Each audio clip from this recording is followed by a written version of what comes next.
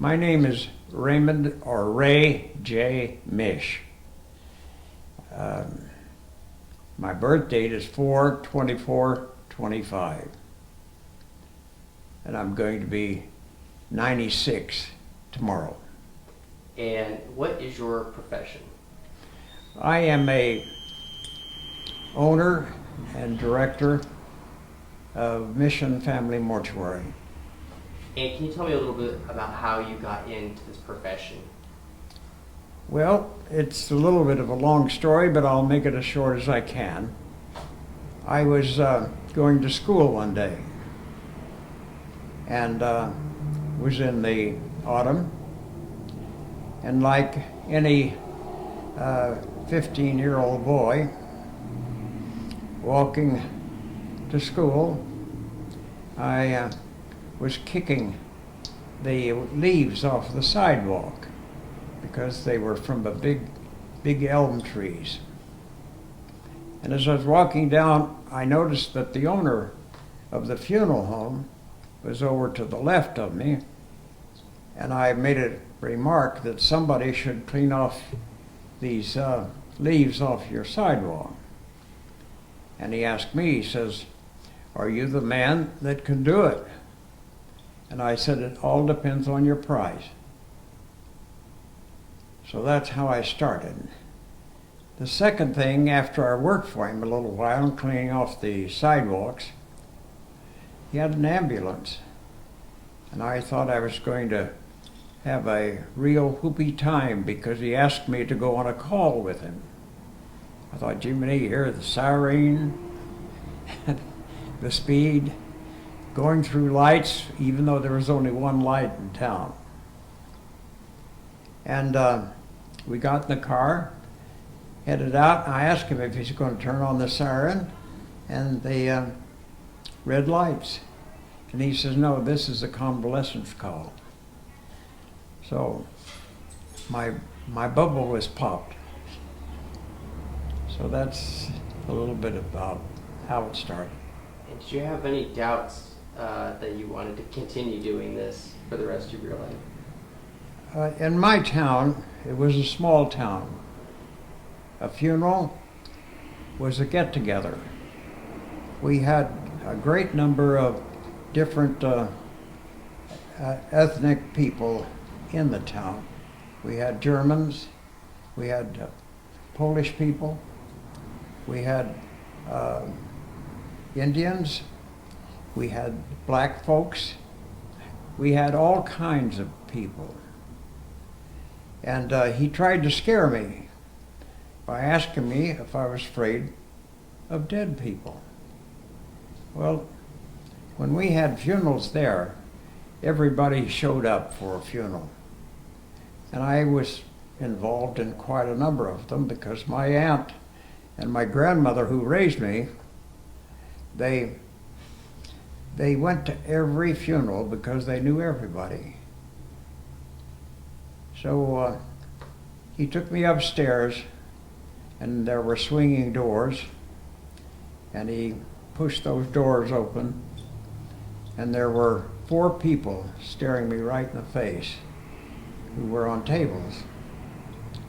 Well, he got the reaction that he wanted because there was no reaction. It was just, I'm accustomed to him. So he says, "Would you like to work with me in here?" I said, "Great." So he told me, he says, "I'll teach you everything that I possibly can if you want it. But if you don't want it," and I recognize the fact that you're loafing off or just goofing off, "if that be the case, I'll drop you in a matter of a minute." So he started me in the embalming room and helping him. And it was very interesting. It's something that you're doing, that you're restoring an individual from death to a lifelike appearance. Quite an art. That's the reason they call it an art and a science. The science part is the embalming, and the art part is making that individual look just as well as you possibly can.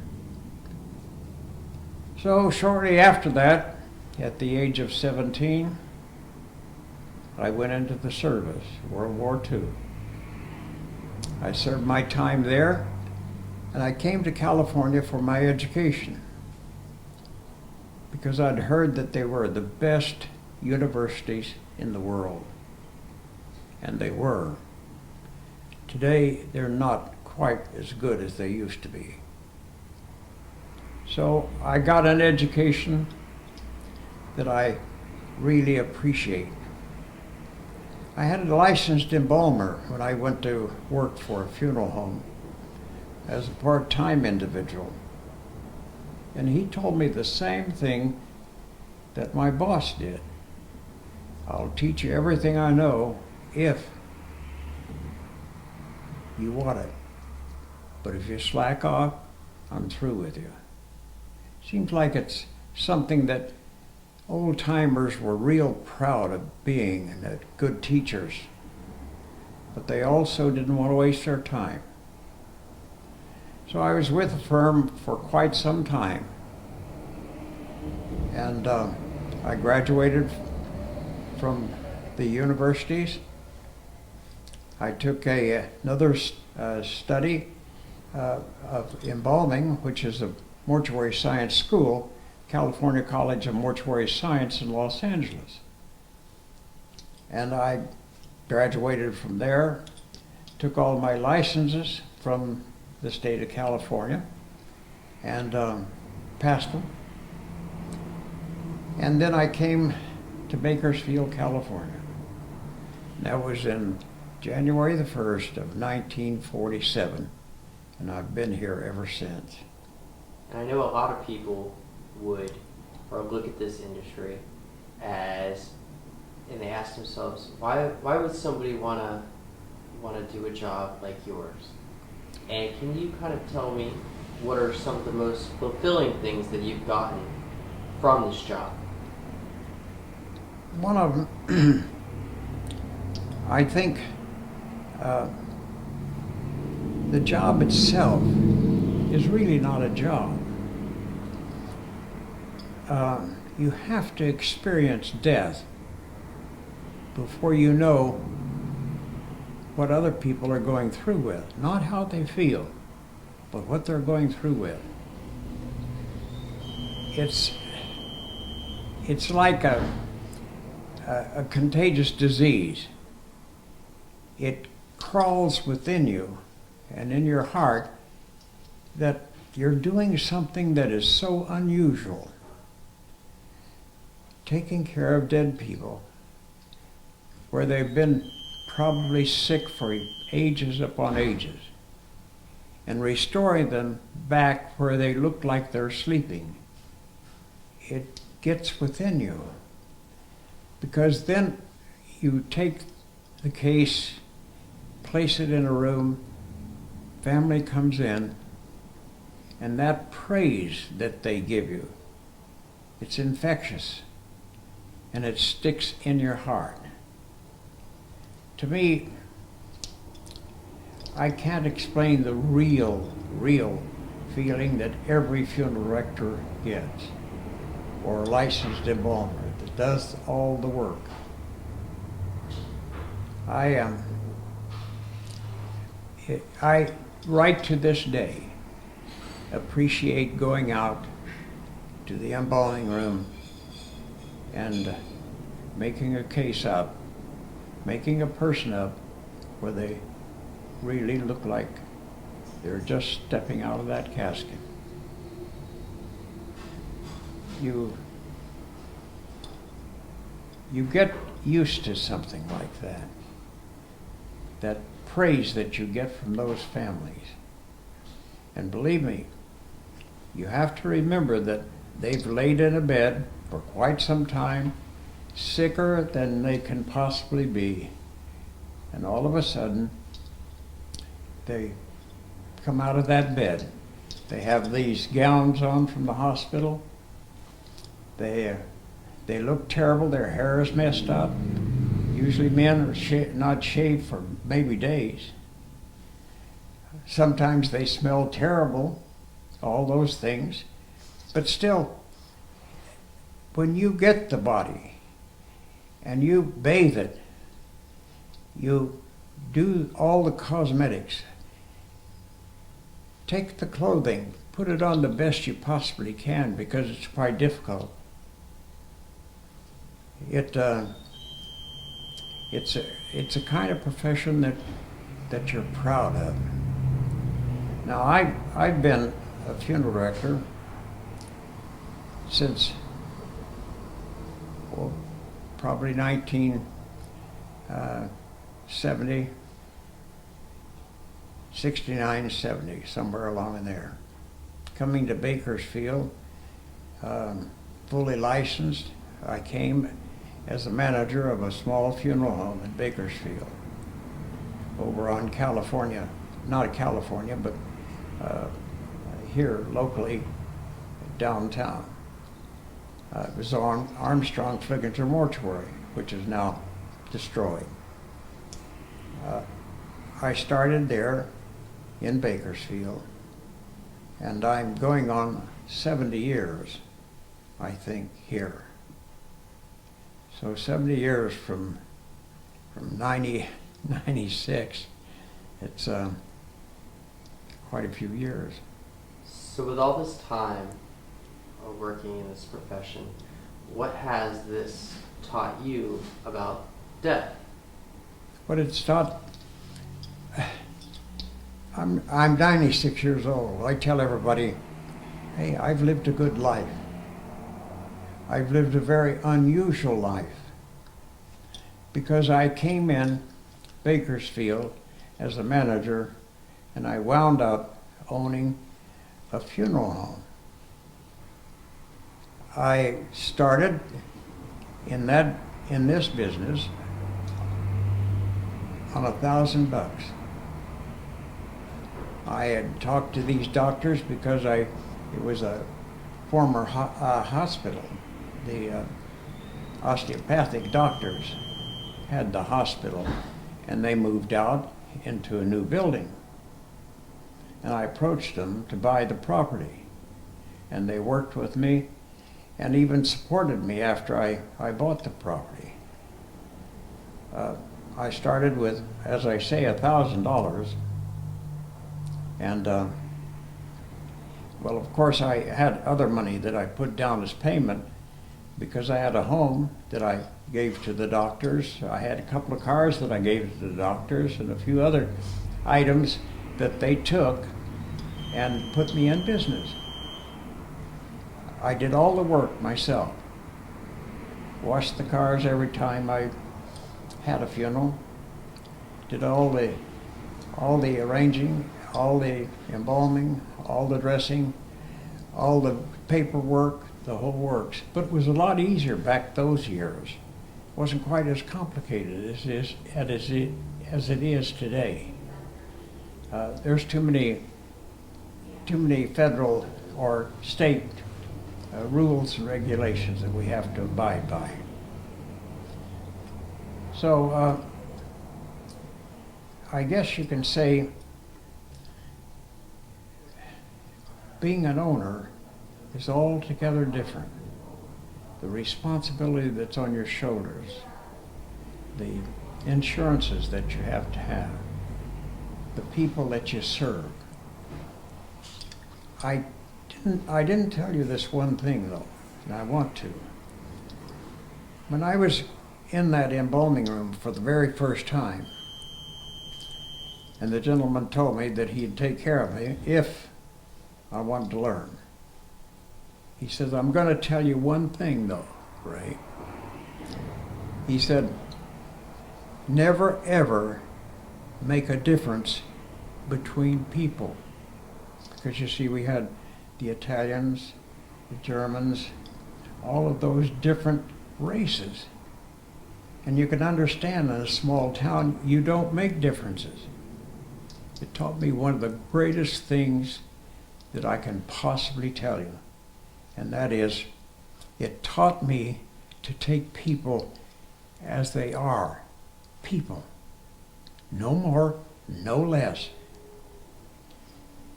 And that's carried me through, but he says, I want you to never take a difference between people. Always treat them as though they were people who lost something. And always, always never take them for anything. Give them a dollar's worth of work for a dollar's pay. To me, the man told me one of the greatest things that I've ever had in my life, and I've lived by it day after day after day. And I look at our society, how it's so messed up today. Hey, there's no difference in people. When they hurt, they hurt. And when they come here, it's not a party. It's not a party. And so those little things that he taught me have carried through my entire life. And I have no regrets, none whatsoever. I probably have given away more funerals than any other funeral director in this whole town. And I can't, when a person walks up to that front door, you know they're hurting. And they say to you, Mr. Mish, Mom died, but, you know, we don't have any money. And you say to them, well, gee, I'm awfully sorry. You'll have to walk down the street and see the other funeral director. You can't do that. If you have any heart or any feelings whatsoever, you say, don't worry about it. Come on in, we'll take care of it. I'll tell you a story. I took care of a family way back in 1968 or 69, somewhere along there. There were about 6 or 8 children. They lived in Shafter. They were redheads because their mother was redhead, and she passed away. Well, we buried the little lady by county, but I put her in a better casket, and I took her to the county burial place over in Union Cemetery, and we buried her. 26 years later, he comes back, and he says, Mr. Mish, how much would it cost to disinter my mother over at Union Cemetery? Because we have some money now, and we want to bury Mother in Shafter in a decent place and close by where we are. So I said, okay. I got the price for the disinterment, and as I opened that grave, we shoveled off a little bit of the dirt because it was a redwood casket. Because back then redwood was quite prevalent for burial because it's a wood that doesn't deteriorate. The wetter it gets, the longer it lasts. I removed the boards, and on that skeleton head, I saw the most beautiful red hair you've ever seen in your life. I gathered the hair up because it was long, and I put it in a envelope, a manila envelope. And at the graveside, all the people were there, all the relatives and everybody was there, because they really wanted to have a beautiful funeral for their mother because they couldn't afford one then, but they became affluent and could afford something now. So after the funeral was over, I called him aside and I says, I'd like for you to have this in the envelope, but open it when you get home. Well, as he went back and was talking to the kids, curiosity got the best of him. And he opened it up, and all of a sudden he had tears streaming down his cheeks. And he looked at me and he says, Mr. Mish, is this my mother's hair? And I said, it sure is. Well, just like an explosion, all those kids started bawling. You couldn't control them because this was their mother's hair. And he told me, he says, I'll see to it that each of them get a strand of this hair. You know, I made some people so happy. That's funeral directing. Doing something for people that you don't ordinarily do. Who would think about taking that hair, gathering it up, cleaning it up, and giving it to them in a manila envelope? Priceless. Absolute priceless. So you're asking me, what good do I get out of this? I get all the pleasure in the world. And at 96, why not retire? Pardon? At 96, why not retire? Retire? I don't know what the word means. I work every day. I come to this office, and now I have a caretaker that takes care of me in the mornings, getting me dressed, showered, and the whole works. And I come to work happy. Because I'm here, I'm going to take care of somebody. And the people that you can't believe the people that I call friends, and they call me friend in Bakersfield. I had a lady the other day over in the parking lot of the grocery store. And she rolled down her window and she yelled out, "Are you Mr. Mish?" And I says, "I sure am." She was so thrilled that she was talking to Ray Mish. You earn that over a period of years by treating people like they're people and nothing more, nothing less. They all hurt just alike. And sometimes it's so terrible to lose a relative. It's something that hits you and you just don't know what it is, but there's something wrong with you. And everybody says, "Well, I'm fine." They're not fine. They're emotionally upset. And some people can get over it easy and some can't. I look forward to death. I don't fear it. Because after all, I've lived more than a lot of people have, and a lot of friends that I bury every day.